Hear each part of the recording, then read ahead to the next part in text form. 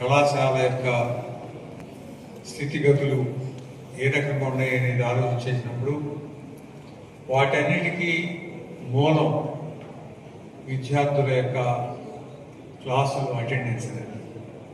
క్లాసులకు attendance కాకుండా కేవలం examinations రాసే విషయంలో పలు మార్గాలు, బలహీనమైన మార్గాలను ఆశ్రయించడానికి ప్రయత్నాలు చేయటం కేవలం తాత్కాలికంగా విజయం సాధించడం సాధ్యపడుతుందేమో కానీ విజ్ఞానపరంగా మరి ఈనాడు ప్రపంచంలో ఎంత కాంపిటీషన్ ఉంది, పోటీతత్వం ఉందో మీ అందరికీ తెలియని విషయం కాదు.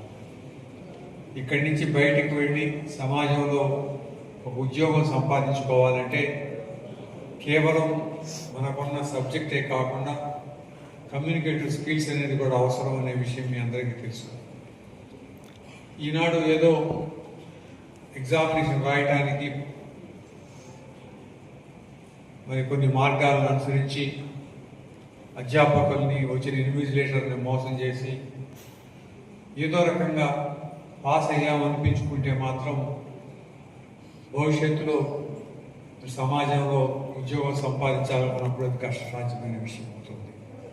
అందుకని వీటన్నిటిని దృష్టిలో పెట్టుకుని మాస్టర్ నా దగ్గరికి వచ్చి చెప్పినప్పుడు చాలా సంతోషం, విద్యార్థికి ఉపయోగపడే ప్రోగ్రాం ఒకటి కండక్ట్ చేస్తామన్నప్పుడు చాలా ఆనందం కలిగింది.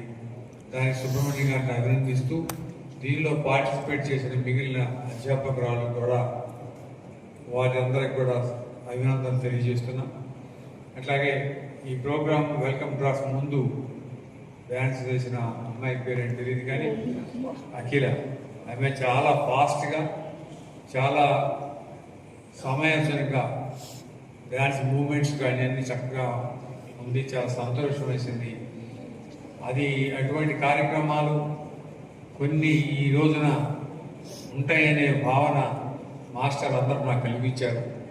దానికి మరి సంతోషం వేస్తూ మీ అందరికీ అభినందనలు తెలియజేస్తూ ప్రెసిడెంట్ గారిని ఒకసారి మాట్లాడమని కోరుతున్నాను.